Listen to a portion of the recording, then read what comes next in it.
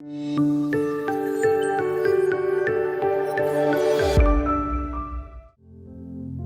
saudara, kita mau beribadah dan kita mau berdoa kepada Tuhan. Tuhan Yesus, terima kasih Tuhan untuk berkat-berkat-Mu, untuk penyertaan-Mu yang boleh kami alami dalam hidup kami. Kalau kami masih ada sampai hari ini Tuhan, kami percaya semua karena anugerah-Mu. Sebentar kami ingin memuji dan juga meninggikan nama-Mu, hadirlah di tengah kami Bapa. Terima kasih Yesus. Kami bersyukur karena hanya anugerah-Mu yang membuat hidup kami sampai ada sekarang. Sebab itu kami mau memuji nama-Mu. Kami mau memuji nama-Mu untuk selama-lamanya. Terima kasih Yesus. Yesus, terima kasih. Terima kasih.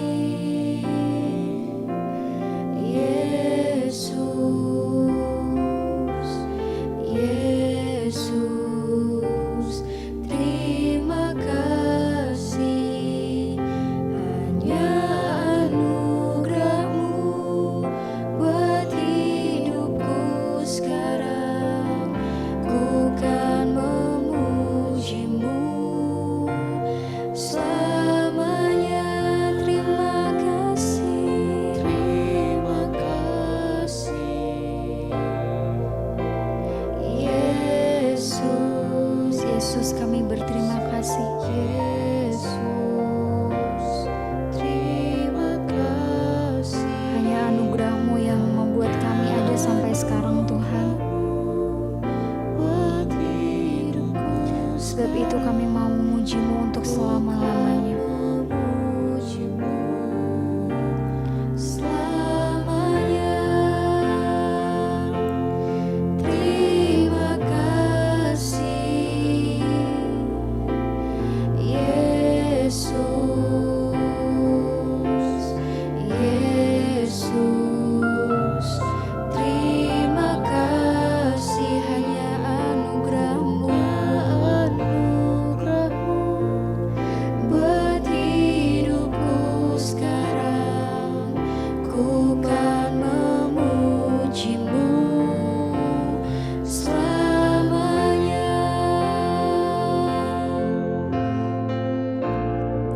Yesus, Engkaulah Juru Selamat kami.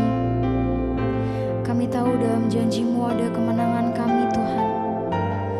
Kami mau nyatakan besar setia-Mu Tuhan di hidup kami. Yesus, Engkau Juru Selamatku dalam janji-Mu. Kemenangan kami Tuhan. Selama-lamanya kami mau nyatakan besar setia-Mu dalam hidup kami. Besar setia-Mu Tuhan di hidupku. Yesus, Engkau.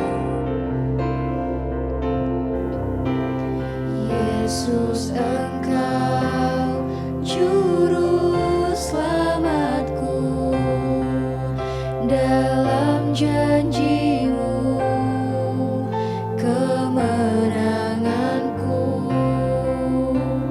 selamanya kan ku nyatakan besar setia-Mu Tuhan di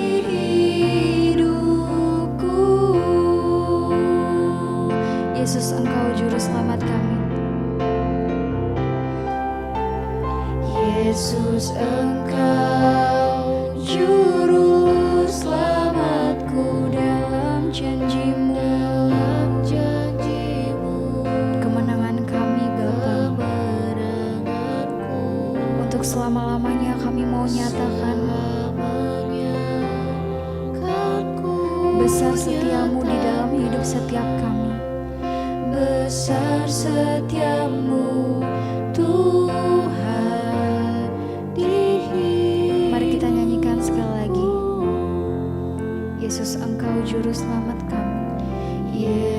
Yesus, Engkau juru selamatku, dalam janji-Mu kemenanganku selamanya kan ku nyatakan besar setiamu Tuhan di hidupku. Engkau segala-galanya bagi kami Tuhan. Engkau segala-galanya di hidup kami. Kami mau angkat tangan dan suara kami untuk memuji dan menyembah-Mu. Engkau segalanya bagi kami. Engkau segalanya bagiku.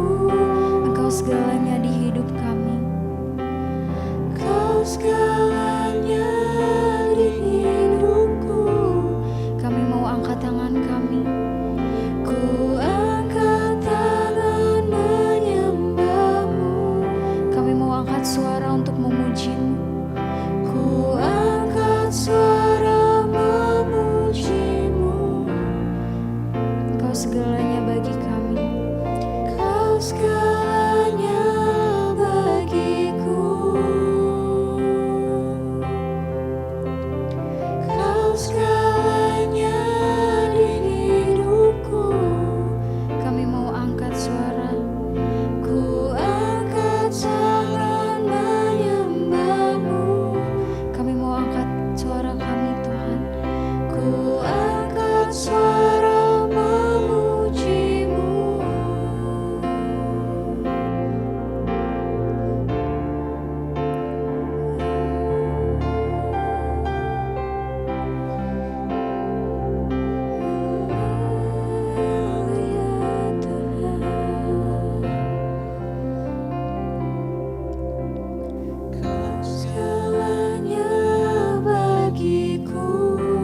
Engkau segala-galanya di hidup kami.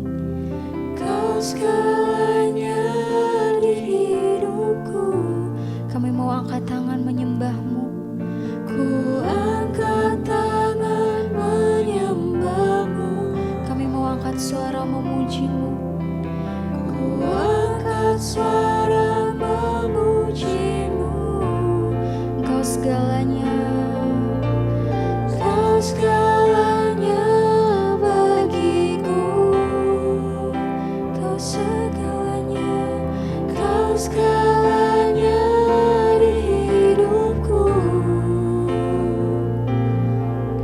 Ku angkat tangan menyembah-Mu. Kami mau angkat suara. Ku angkat suara memuji-Mu.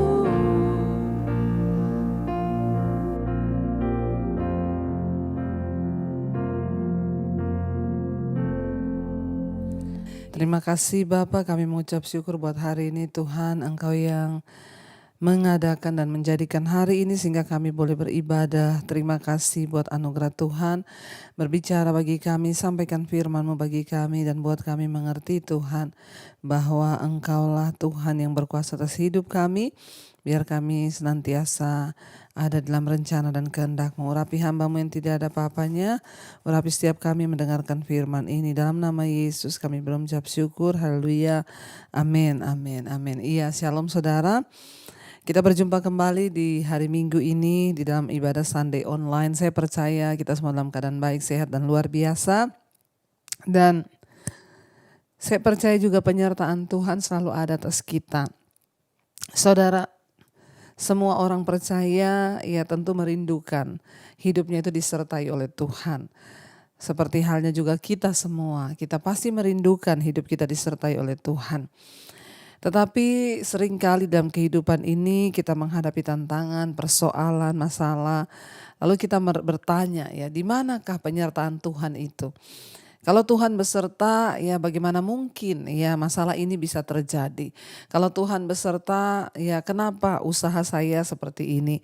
Kalau Tuhan beserta dengan saya, ya kenapa keluarga saya begini. Kalau Tuhan beserta dengan saya, kenapa ya suami saya begini. Ada begitu banyak pertanyaan dari banyak orang-orang percaya yang meragukan penyertaan Tuhan. Ya, kenapa saudara? Karena kita berpikir kalau Tuhan menyertai kita, kalau Tuhan ya ada bersama-sama dengan kita, maka itu artinya bahwa hidup kita akan aman, hidup kita damai, kita tidak akan mengalami ya persoalan apapun, kita tidak akan pernah mengalami tantangan dalam hidup kita dan lain sebagainya. Banyak dari kita yang salah, ya memiliki konsep yang salah tentang penyertaan Tuhan, memiliki konsep yang salah tentang ya perkenanan Tuhan dalam hidup kita.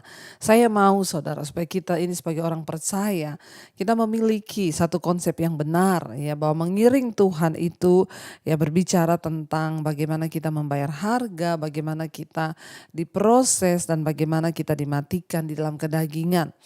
Kita tentunya sering membaca ya di dalam Mazmur 91 ya ayat 14 dan ayat 15 berkata saudara, Mazmur 91 ayat 14 sampai ayat 15.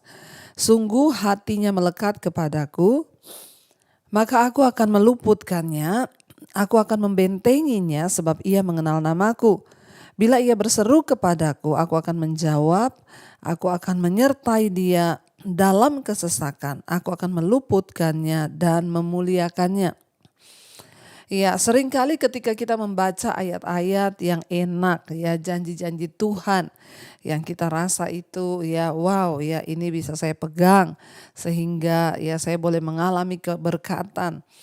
Ketika kita membaca ayat-ayat dan janji-janji Tuhan, banyak dari kita yang mengimaninya itu baik. Tapi mari kita mengerti tentang konsep ya dari ya kekristenan yang sesungguhnya supaya kita tidak salah. Ayat ini berkata, sungguh hatinya melekat kepadaku, maka aku akan meluputkannya, aku akan membentenginya sebab ia mengenal namaku. Bila ia berseru kepadaku, aku akan menjawab. Aku akan menyertai dia dalam kesesakan. Ayat ini berkata, ya orang yang hatinya melekat kepada Tuhan, ya dan dia mengenal nama Tuhan. Firman ini berkata, lalu ia berseru kepada Tuhan, ya maka Tuhan menyertai dia dalam kesesakan. Jadi kata firman Tuhan dengan kata lain di sini adalah ya kalau kita melihat sungguh hatinya melekat kepadaku. Ya, jadi Tuhan sedang berbicara di sini tentang seorang yang hatinya melekat kepada Tuhan. Berarti ini orang luar biasa, hatinya tidak melekat kepada harta, hatinya tidak melekat kepada dunia, tapi hatinya melekat kepada Tuhan. Kita tahu orang-orang yang hatinya melekat kepada Tuhan, tentunya dia lebih suka melakukan kehendak Tuhan dan bukan kehendak dirinya sendiri. Karena hatinya itu sudah tertawan kepada Tuhan. Ya, jadi firman Allah berkata, di mana hartamu berada, di situ hatimu berada. Berarti orang yang hatinya melekat kepada Tuhan itu sama dengan dia menjadikan Tuhan itu sebagai harta satu-satunya yang paling berharga yang dia miliki di dalam hidupnya. Nah, orang seperti ini dikatakan oleh firman Tuhan, ya. Orang-orang yang seperti ini yang hatinya melekat kepadaku dan mengenal namaku. Ya, sebab banyak orang ya percaya kepada Tuhan tapi nggak kenal Tuhan. Ya, dan pengenalan itu berbicara tentang hubungan pribadi. Ya, ada banyak orang ya cuma tahu tapi tidak mengenal. Ayat ini berkata, kalau orang yang hatinya melekat kepada Tuhan, dia mengenal Tuhan. Kita tahu kalau kita mengenal itu berarti ya saya tahu dia tuh nggak seneng kalau saya begini. Ya saya mengenal suami saya dengan baik. Kenapa? Karena orang terdekat saya itu suami saya. Saya tahu kalau dia bersikap begini, oh dia nggak suka. Kalau dia udah mulai gini, oh dia bete. Kalau dia begini, oh dia lapar. Saya tahu kenapa? Karena saya kenal suami saya. Setiap hari saya bersama-sama dengan dia. Nah, dikatakan di sini sesungguh hatinya itu melekat kepada Tuhan dan dia mengenal nama Tuhan. Berarti orang ini seorang yang memiliki hubungan yang cukup dekat dengan Tuhan. Tapi perhatikan ayat di sana berkata, ketika dia berseru kepada Tuhan, maka Tuhan akan menyertai dia dalam kesesakan. Ya, saya lagi membahas tentang arti penyertaan Tuhan. Ya, apakah arti penyertaan Tuhan bagi kita, saudara? Ya, penyertaan Tuhan itu bukan berarti Tuhan berserta kita lalu kita tidak ada masalah, kita tidak ada pergumulan, hidup kita baik semua, keluarga kita baik semua, keuangan kita baik semua. No, saudara, kenapa banyak orang akhirnya kecewa mengiring Tuhan? Karena mereka berpikir ya Tuhan yang berjanji menyertai mereka, itu berarti hidupnya akan baik-baik saja. Kalau kita lihat ayat ini berkata, orang yang mengenal Tuhan, hatinya melekat kepada Tuhan, orang yang sudah menjadikan Tuhan sebagai satu-satunya harta dalam hidupnya, lalu dia berseru kepada Tuhan, maka Tuhan akan menjawab dia. Dan ayat ini berkata, aku akan menyertai dia dalam kesesakan. Ya, saya pengen kita garis bawahi ya, kesesakan. Dengan kata lain, saya mau bilang kepada setiap kita, saudara, orang yang sudah dekat dengan Tuhan pun seringkali akan diizinkan memasuki lembah kekelaman, mengalami yang namanya kesesakan.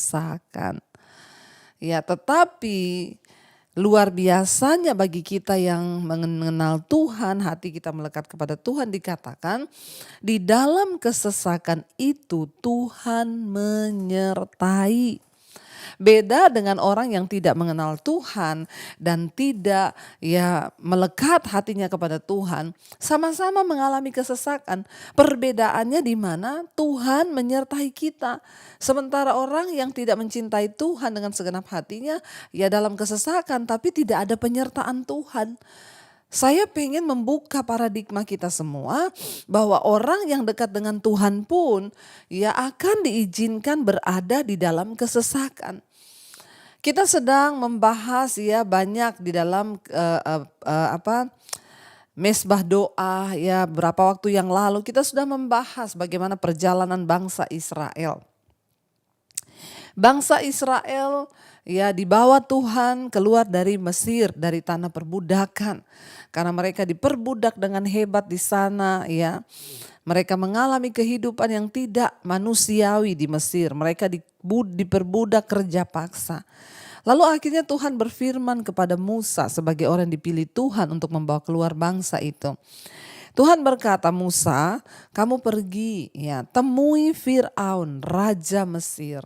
Katakan kepada dia bahwa aku telah berfirman kepadamu untuk membawa bangsa itu, umat pilihanku, keluar dari Mesir menuju ke tanah perjanjian yang Tuhan sudah tetapkan. Tapi Tuhan bilang kepada Musa, tetapi ya kalau engkau pergi ketemu Fir'aun, Fir'aun tidak akan membiarkan engkau pergi. Kenapa? Sebab aku mengeraskan hatinya. Saudara ya, kalau saya mungkin yang menjadi Musa, saya akan berkata, lah Tuhan, kenapa engkau suruh saya pergi ketemu Fir'aun untuk membebaskan bangsa ini pergi, lalu engkau sendiri yang mengeraskan hati Fir'aun. Saudara, ikut Tuhan itu ngeri-ngeri sedep ya. Ini yang ngeri-ngeri sedep itu artinya apa?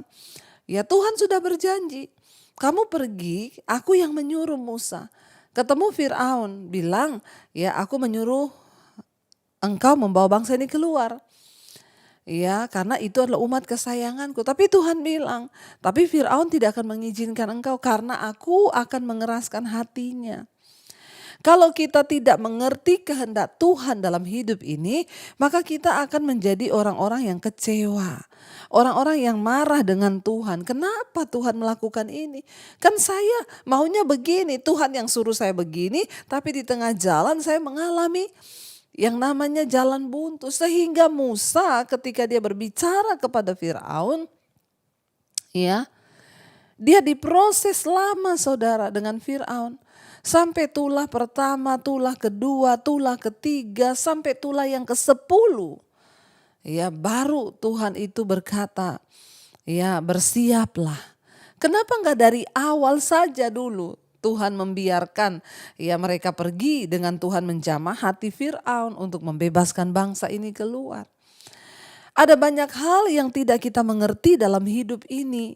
Makanya mengikut Tuhan itu jangan punya konsep yang salah, ubah paradigma kita sehingga kita bisa mengerti bahwa oh yang Tuhan mau itu begini.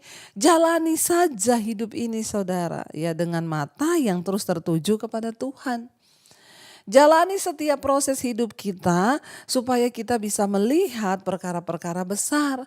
Ya Tuhan berkata, aku sengaja ya membuat Firaun mengeraskan hatinya supaya aku bisa melakukan perkara-perkara besar di tengah-tengah orang Mesir supaya engkau orang Israel dan orang Mesir melihat perbuatan-perbuatanku yang ajaib dan mereka percaya sungguh-sungguh kepadaku dan mempercayakan hidupnya kepadaku.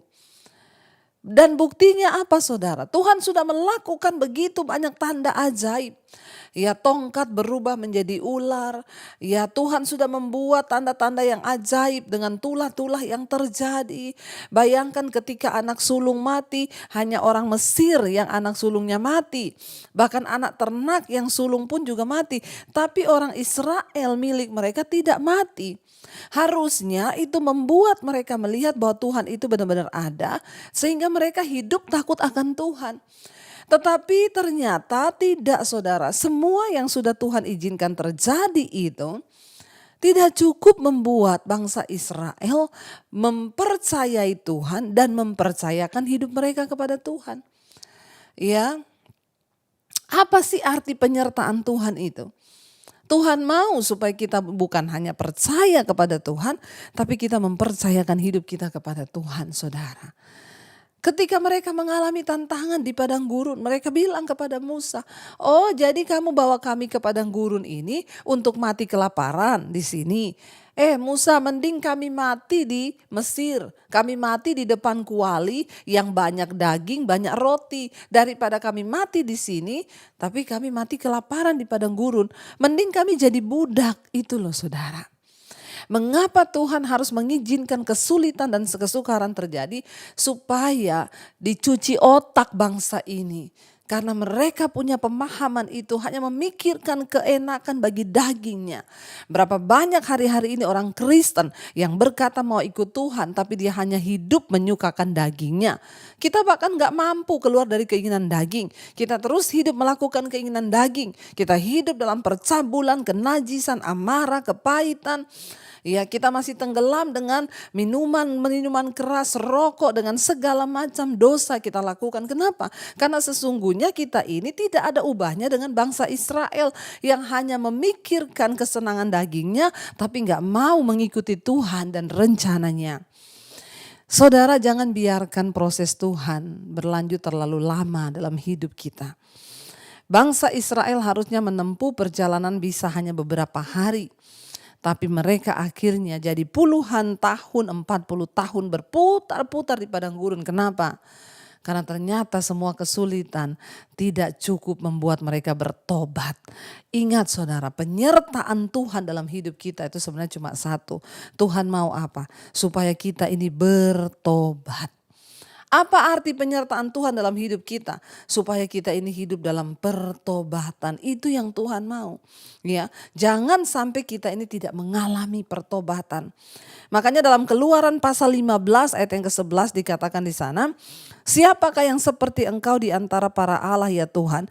Siapakah seperti engkau, mulia karena kekudusanmu, menakutkan karena perbuatanmu yang masyhur. Engkau ya pembuat keajaiban. Kenapa kata-kata ini keluar dari bangsa Israel? Ya, karena mereka melihat mujizat besar yang Tuhan buat. Tapi ternyata itu tidak cukup membuat mereka bertobat. Ya, Keluaran 14 ayat 31 dikatakan di sana, ketika dilihat oleh orang Israel betapa besarnya perbuatan dilakukan Tuhan terhadap orang Mesir, maka takutlah bangsa itu kepada Tuhan dan mereka percaya kepada Tuhan dan kepada Musa hambanya itu. Sebenarnya tujuan Tuhan mengizinkan penderitaan, persoalan supaya kemudian Tuhan membuat mujizat dan akhirnya bangsa itu menjadi percaya. Keluaran 14 ayat 31. Ketika dilihat oleh orang Israel betapa besarnya perbuatan yang dilakukan Tuhan terhadap orang Mesir, maka takutlah bangsa itu kepada Tuhan. Dan mereka percaya kepada Tuhan dan juga kepada Musa sebagai hambanya. Saudara, mari jangan hanya sampai dipercaya kepada Tuhan, tapi milikilah rasa takut akan Tuhan. Sehingga ketika kita mau melakukan dosa, kita takut akan Tuhan. Karena penyertaan Tuhan itu dalam hidup kita. Ya, Tuhan menyertai kita itu supaya apa? Kita diizinkan mengalami kesesakan cuma satu tujuannya, agar kita sungguh-sungguh bertobat. Menyerahkan hidup kita kepada Tuhan. Menyerahkan segala yang kita miliki ini kepada Tuhan.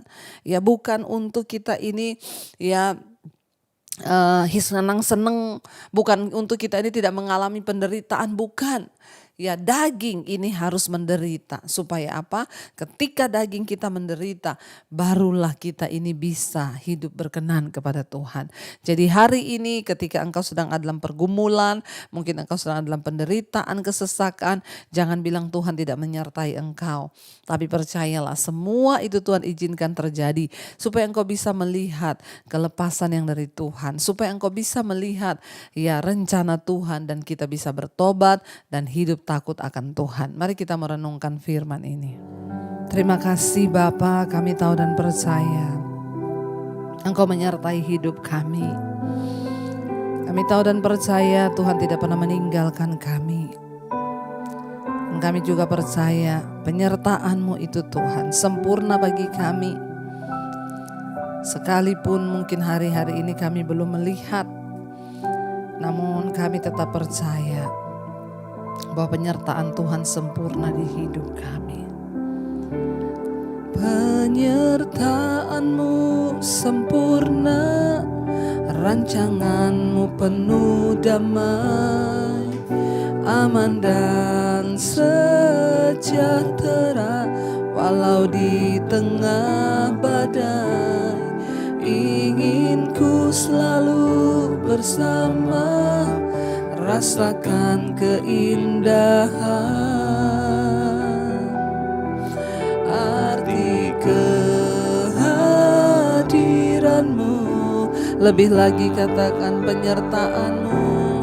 Penyertaan-Mu sempurna, rancangan-Mu penuh damai, aman dan sejahtera walau di tengah badai. Ingin ku selalu bersama, rasakan keindahan arti kehadiran-Mu Tuhan. Terima kasih, kami percaya Kau hadir, penyertaan-Mu sempurna. Sekalipun ada persoalan, ada beban di dalam hidup kami, namun Engkau Tuhan yang berjanji bahwa Engkau menyertai kami dalam kesesakan kami. Kami tahu orang yang disertai Tuhan bukan berarti tanpa kesesakan, bukan berarti tanpa persoalan hidupnya, tetapi justru yang membedakan kami adalah kami mengalami kesesakan, tetapi Tuhan beserta kami dalam kesesakan itu. Karena itu Tuhan hari ini berikan kekuatan kepada setiap mereka yang sedang berjuang Tuhan. Biarlah kekuatan yang dari Tuhan melimpah atas setiap anak-anak-Mu, membawa kami terus percaya bahwa Tuhan tidak pernah jahat dan tidak pernah salah atas hidup kami. Mari saudara terus imani bahwa Tuhan tidak pernah meninggalkan, bahwa rencananya itu sempurna, bahwa apa yang Tuhan sedang lakukan atas hidupmu itulah yang terbaik. Jangan salahkan Tuhan, jangan salahkan keadaanmu, tapi tetaplah percaya. Sekali lagi kita katakan pujian ini. Hamba berdoa bagi setiap anak-anakmu yang setia, mencari Engkau, hatinya melekat kepadamu. Kami sangat percaya Engkau yang berjanji menyertai kami dalam kesesakan kami. Berikan kekuatan Tuhan. Apapun yang menjadi persoalan dalam rumah tangga, dalam kesehatan, dalam keuangan. Mungkin ada yang sedang terbaring sakit hari ini, Tuhan jamah dan sertai Tuhan. Berkati Bapa, setiap anak-anak-Mu yang ada di dalam ikatan dosa Engkau lepaskan. Kami juga tidak lupa melepaskan berkat bagi bangsa kami Indonesia. Tuhan pegang kendali atas bangsa ini. Tuhan Engkau yang berjanji menyertai setiap kami dan mendengarkan doa-doa kami. Terima kasih buat ibadah siang hari ini. Mari buka hati dan tanganmu saudara, terimalah berkat dari Allah Bapa, cinta kasih dari Tuhan Yesus Kristus, penyertaan Allah Roh Kudus menyertai hidupmu mulai hari ini bahkan sampai kali yang kedua. Tuhan Yesus datang menjemput kita, namamu tercatat dalam kitab kehidupan. Dalam nama Tuhan Yesus yang percaya diberkati Tuhan, katakan bersama, amin, amin, amin. Tuhan Yesus memberkati, shalom dan Immanuel.